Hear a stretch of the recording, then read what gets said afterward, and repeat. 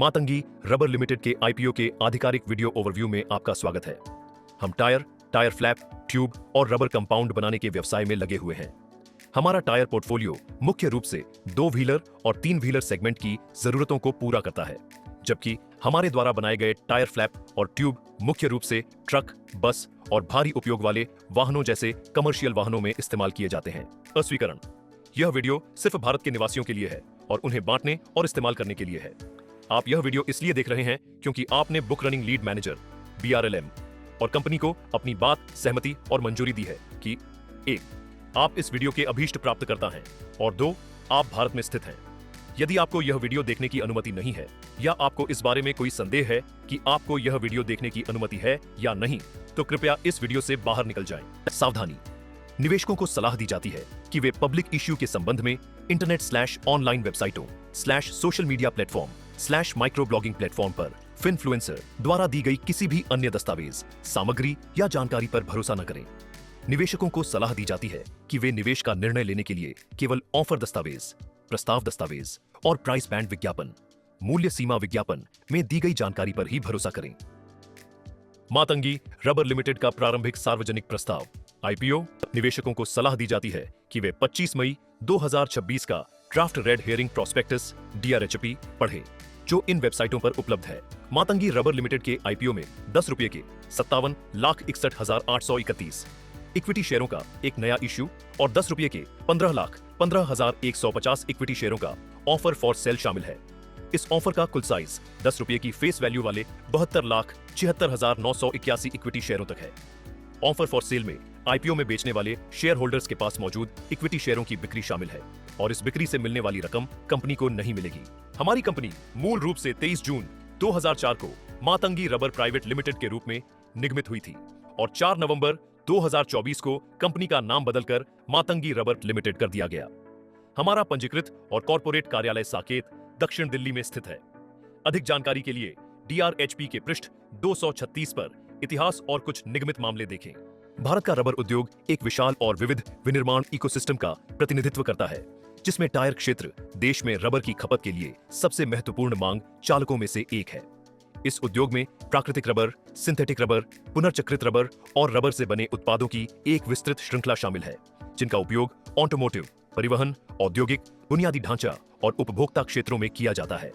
भारत दुनिया के प्रमुख प्राकृतिक रबर का उपभोग करने वाले देशों में से एक बना हुआ है और घरेलू प्राकृतिक रबर के उत्पादन और उपभोग के बीच एक ढांचागत अंतर के साथ काम करना जारी रखे हुए है।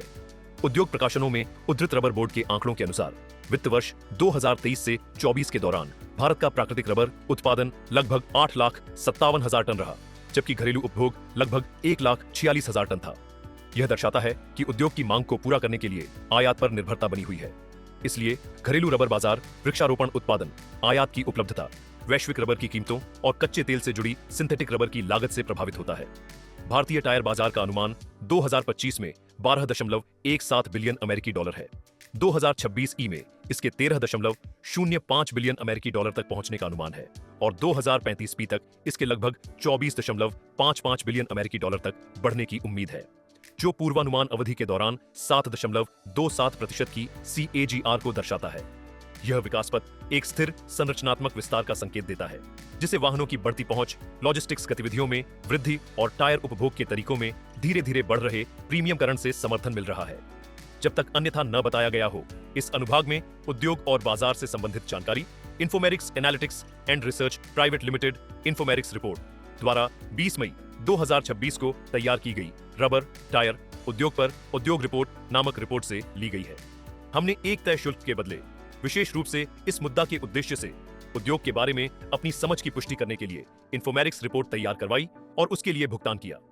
हमने 28 फरवरी 2025 के एक एंगेजमेंट लेटर के अनुसार इन्फोमेरिक्स रिपोर्ट तैयार करने के संबंध में इन्फोमेरिक्स को नियुक्त किया। इसमें शामिल डेटा में इन्फोमेरिक्स रिपोर्ट के कुछ अंश शामिल हैं और प्रस्तुतिकरण के उद्देश्य से हमने इन्हें अपनी सुविधानुसार क्रमबद्ध किया हो सकता है। अधिक जानकारी के लिए DRHP के पृष्ठ 128 पर उद्योग अवलोकन देखें। हम टायर फ्लैप, ट्यूब और रबर कंपाउंड बनाने के व्यवसाय में लगे हुए हैं। हमारे टायरों का पोर्टफोलियो मुख्य रूप से 2 पहिया और 3 पहिया वाहनों की जरूरतों को पूरा करता है, जबकि हमारे द्वारा बनाए गए टायर फ्लैप और ट्यूब मुख्य रूप से ट्रक, बस और भारी उपयोगिता वाले वाहनों जैसे कमर्शियल वाहनों में इस्तेमाल होते हैं। वहीं रबर कंपाउंड का इस्तेमाल अन्य रबर सामग्री बनाने में किया जाता है। इसके अलावा हमारी कंपनी ने 31 अक्टूबर 2024 को एमजी इंडस्ट्रीज लिमिटेड में 97.74% हिस्सेदारी हासिल कर ली है। निर्माण और बिक्री एक ऐसा व्यावसायिक मॉडल जिसमें कोई कंपनी अपने खुद के ब्रांड नाम के तहत उत्पादों का शुरू से अंत तक निर्माण करती है और उसके बाद उन उत्पादों की मार्केटिंग और बिक्री बाजार में करती है। हमारे मामले में हम अपने खुद के ब्रांड के तहत टायर ट्यूब के निर्माण और बिक्री के काम में लगे हुए हैं। इस व्यवस्था के तहत हम आवश्यक कच्चा माल स्वतंत्र रूप से प्राप्त करते हैं और अपनी आंतरिक उत्पादन सुविधाओं का उपयोग करके पूरी निर्माण प्रक्रिया को पूरा करते हैं। इसके बाद तैयार उत्पादों की मार्केटिंग, वितरण और बिक्री हमारे बिक्री नेटवर्क के माध्यम से विभिन्न बाजारों में मौजूद ग्राहकों तक की जाती है। कॉन्ट्रैक्ट मैन्युफैक्चरिंग जिसे आउटसोर्सिंग या थर्ड पार्टी मैन्युफैक्चरिंग भी कहा जाता है, एक ऐसा व्यावसायिक समझौता है जिसमें एक कंपनी क्लाइंट किसी दूसरी कंपनी कॉन्ट्रैक्ट मैन्युफैक्चरर को अपनी ओर से सामान बनाने का काम सौंपती है। एक कॉन्ट्रैक्ट मैन्युफैक्चरर के तौर पर हम टायर फ्लैप बनाने में विशेषज्ञता रखते हैं, खास तौर पर इसी काम के लिए खरीदे गए कच्चे माल का इस्तेमाल करके और अपनी इन हाउस मैन्युफैक्चरिंग क्षमताओं का उपयोग करके हम क्लाइंट के लोगों के साथ कस्टमाइज किए गए टायर फ्लैप बनाते हैं। फिर इन तैयार उत्पादों को संबंधित ग्राहकों को बेच दिया जाता है। जॉब वर्क सर्विस एक ऐसा बिजनेस मॉडल जिसमें एक मुख्य कंपनी, प्रधान कंपनी, अपनी मैन्युफैक्चरिंग प्रक्रिया के किसी खास हिस्से को किसी बाहरी मैन्युफैक्चरिंग कंपनी को आउटसोर्स कर देती है। हमारे मामले में टायरों, टायर फ्लैप और ट्यूब का उत्पादन किसी तीसरी पार्टी के सर्विस प्रोवाइडर को दिया जाता है। इस व्यवस्था के तहत हम मुख्य कंपनी की ओर से तय की गई प्रोसेसिंग या बदलने का काम करते हैं।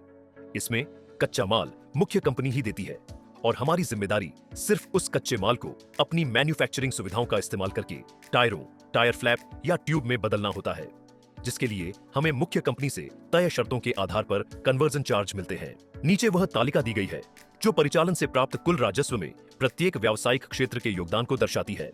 हमारी निर्माण सुविधाएं हमारे कुल 5 मैन्युफैक्चरिंग प्लांट हैं, जिनमें से 2 प्लांट सेलाकुई, देहरादून, उत्तराखंड में, 2 प्लांट भिंड, ग्वालियर, मध्य प्रदेश में और 1 प्लांट गुम्मिडीपुंडी, चेन्नई, तमिलनाडु में स्थित है। सरकारी और वैधानिक स्वीकृतियां पृष्ठ 367 देखें।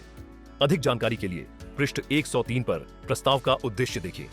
अधिक जानकारी के लिए DRHP के पृष्ठ 188 पर हमारे व्यापार देखें। निवेशकों को निम्नलिखित महत्वपूर्ण जोखिमों पर ध्यान देना चाहिए। 1. हमारी कंपनी से जुड़े कुछ कानूनी मामले अब भी चल रहे हैं। अगर इन मामलों का फैसला हमारे खिलाफ आता है तो इसका हमारे बिजनेस, कैश फ्लो और कामकाज के नतीजों पर बुरा असर पड़ सकता है। 2. हमें पहले भी निवेश और फाइनेंसिंग से जुड़ी गतिविधियों से नेगेटिव कैश फ्लो का सामना करना पड़ा है और भविष्य में भी ऐसा हो सकता है। इसका हमारे बिजनेस, भविष्य की संभावनाओं, आर्थिक हालत, कैश फ्लो और कामकाज के नतीजों पर बुरा असर पड़ सकता है। 3.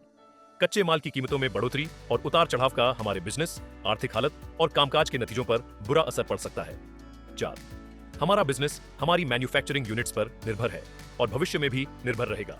मशीनरी में कोई रुकावट, खराबी या टूट-फूट, बिजली के स्रोतों में रुकावट या हमारी मैन्युफैक्चरिंग यूनिट्स की क्षमता का कोई भी बिना योजना के या कुछ समय के लिए बंद होना या हमारी बढ़ाई गई उत्पादन क्षमता का सही तरीके से इस्तेमाल न कर पाना, इन सभी बातों का हमारे बिजनेस, कामकाज के नतीजों, आर्थिक हालत और कैश फ्लो पर काफी बुरा असर पड़ सकता है। 5. 31 दिसंबर 2025 की अवधि के लिए हमने अपने राजस्व का 41.30% हिस्सा प्राप्त किया और वित्त वर्ष 2025, 2024 और 2023 के लिए हमने अपने परिचालन राजस्व का क्रमशः 48.87%, 45.34% और 57.87% हिस्सा उत्तराखंड से प्राप्त किया। इन क्षेत्रों में हमारे परिचालन को प्रभावित करने वाले किसी भी प्रतिकूल घटनाक्रम, सामाजिक और राजनीतिक घटनाक्रम या प्राकृतिक आपदा का हमारे राजस्व और परिचालन परिणामों पर प्रतिकूल प्रभाव पड़ सकता है। अधिक जानकारी के लिए DRHP के पृष्ठ 22 पर जोखिम कारक देखें। हमारी कंपनी के प्रमोटर हैं 1.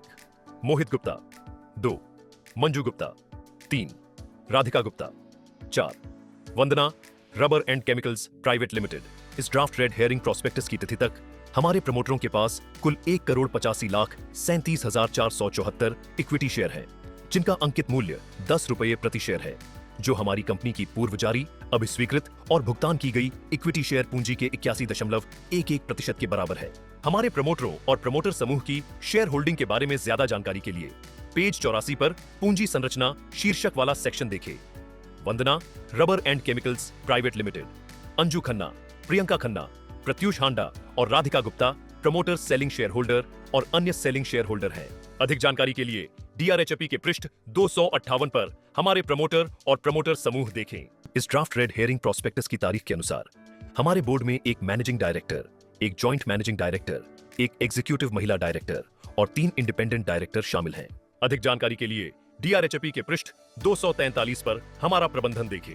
मातंगी रबर लिमिटेड ने 31 दिसंबर 2025 को समाप्त अवधि के लिए लगभग 8,939.13 लाख रुपए और वित्त वर्ष 2025 के लिए लगभग 10,630.26 लाख रुपए की कुल आय दर्ज की। EBITDA क्रमशः लगभग 2,376.44 लाख रुपए और 3,088.68 लाख रुपए रहा, जिससे संबंधित अवधियों के लिए EBITDA मार्जिन क्रमशः लगभग 27.43% और 30.49% रहा। 31 दिसंबर 2025 को समाप्त अवधि के लिए कर पश्चात लाभ पैट लगभग 1,680.22 लाख रुपए था और वित्तीय वर्ष 2025 के लिए लगभग 2,002.76 लाख रुपए था, जिसमें पैट मार्जिन क्रमशः लगभग 18.80% और 18.84% था। अधिक जानकारी के लिए ड्राफ्ट रेड हेयरिंग प्रोस्पेक्टस के पृष्ठ 268 पर पुनर्कथित समेकित वित्तीय विवरण देखें। हमारी कंपनी से जुड़े कुछ ऐसे कानूनी मामले चल रहे हैं जिनका फैसला अगर हमारे खिलाफ आता है तो इसका हमारे कारोबार, कैश फ्लो और कामकाज के नतीजों पर बुरा असर पड़ सकता है। हमारी कंपनी, प्रमोटरों और सीनियर मैनेजमेंट से जुड़े चल रहे कानूनी मामलों का सारांश नीचे दिया गया है। चल रहे कानूनी मामलों के बारे में ज्यादा जानकारी के लिए पेज 362 पर चल रहे कानूनी मामले और अन्य जरूरी घटनाक्रम देखें। अधिक जानकारी के लिए ड्राफ्ट रेड हेयरिंग प्रोस्पेक्टस के पृष्ठ 362 पर लंबित मुकदमे और महत्वपूर्ण घटनाक्रम देखें। ऊपर बताई गई राशियां केवल वहीं तक दी गई हैं जहां तक उन्हें मापा जा सकता है और उन्हें निकटतम लाख रुपए तक पूर्णांकित किया गया है, जिसमें 2 दशमलव स्थानों तक की सटीकता बरती गई है। नया ऑफर से होने वाली शुद्ध आय यानी नया ऑफर से हुई कुल आय में से हमारी कंपनी के हिस्से में आय प्रस्ताव के खर्चों को घटाने के बाद बची राशि शुद्ध आय का उपयोग निम्नलिखित तरीकों से करने का प्रस्ताव है। 1. हमारी कंपनी द्वारा लिए गए कुछ बकाया आड़ों का पूर्ण या आंशिक रूप से पुनर्भुगतान/पूर्व भुगतान करना। 2. रबर रिसाइकलिंग उत्पाद भिंड मध्य प्रदेश के लिए एक नई ग्रीनफील्ड विनिर्माण इकाई स्थापित करने हेतु पूंजीगत व्यय की आवश्यकताओं को पूरा करना। 3. ठोस टायर भिंड मध्य प्रदेश के उत्पादन के लिए एक नई ग्रीनफील्ड विनिर्माण इकाई स्थापित करने हेतु पूंजीगत व्यय की आवश्यकताओं को पूरा करना। 4. सामान्य कॉर्पोरेट उद्देश्य। अधिक जानकारी के लिए ड्राफ्ट रेड हेयरिंग प्रोस्पेक्टस के पृष्ठ 103 पर ऑफर के उद्देश्य देखें। आईपीओ का संचालन सेबी ICDR विनियमों के विनियम 6(2) एवं विनियम 31 के अनुपालन में बुक बिल्डिंग प्रक्रिया के माध्यम से किया जाएगा, जिसके तहत ऑफर का कम से कम 75% हिस्सा योग्य संस्थागत खरीदारों को, अधिकतम 15% हिस्सा गैर संस्थागत निवेशकों को तथा अधिकतम 10% हिस्सा खुदरा व्यक्तिगत निवेशकों को आवंटित किया जाएगा। इक्विटी शेयरों को BSI एवं NSI पर सूचीबद्ध किए जाने का प्रस्ताव है। सारथी कैपिटल एडवाइजर्स प्राइवेट लिमिटेड इस निर्गम के बुक रनिंग लीड मैनेजर हैं। अधिक जानकारी के लिए ड्राफ्ट रेड हेयरिंग प्रोस्पेक्टस के पृष्ठ 399 पर ऑफर स्ट्रक्चर देखें। इस ऑफर से जुड़ा बुक रनिंग लीड मैनेजर सारथी कैपिटल एडवाइजर्स प्राइवेट लिमिटेड है, जिसने पिछले 3 सालों में 9 पब्लिक इश्यू संभाले हैं। इनमें से एक इश्यू लिस्टिंग की तारीख पर ऑफर प्राइस से नीचे बंद हुआ। अधिक जानकारी के लिए ड्राफ्ट रेड हेयरिंग प्रोस्पेक्टस के पृष्ठ 382 पर अन्य विनियामक और सांविधिक खुलासे देखें। इक्विटी और इक्विटी संबंधित प्रतिभूतियों में निवेश में कुछ हद तक जोखिम शामिल होता है और निवेशकों को इस ऑफर में तब तक कोई भी फंड निवेश नहीं करना चाहिए जब तक कि वे अपने पूरे निवेश को खोने का जोखिम उठाने में सक्षम न हो। कृपया 25 मई 2026 का DRHP और उसमें किए गए किसी भी सुधार या अतिरिक्त जानकारी को ध्यानपूर्वक पढ़ें। अधिक जानकारी के लिए कृपया 25 मई 2026 का DRHP पढ़ें, जो इन वेबसाइटों पर उपलब्ध है। संभावित निवेशकों को कोई भी निवेश निर्णय लेने के लिए रजिस्ट्रार ऑफ कंपनीज के पास फाइल किए जाने वाले RHP पर निर्भर रहना चाहिए। जोखिम कारकों जोखिम के लिए कृपया DRHP के पृष्ठ 22 देखें। वित्तीय जानकारी के लिए कृपया DRHP के पृष्ठ 268 देखें। लंबित मुकदमे के लिए कृपया DRHP के पृष्ठ 362 देखें। न तो कंपनी और न ही प्रमोटर समूह के शेयरधारक इस वीडियो के आधार पर आपसे किसी निवेश की मांग कर रहे हैं। यह वीडियो केवल जानकारी के उद्देश्य से है और यह कोई प्रचार वीडियो नहीं है। साथ ही यह कंपनी के इक्विटी शेयरों को हासिल करने, खरीदने या उनके लिए सब्सक्राइब करने का कोई आमंत्रण या प्रस्ताव नहीं है। संभावित निवेशकों को कोई भी निवेश निर्णय लेने से पहले इस प्रस्ताव के संबंध में रेड हेरिंग प्रोस्पेक्टस के फाइल होने का इंतजार करना चाहिए।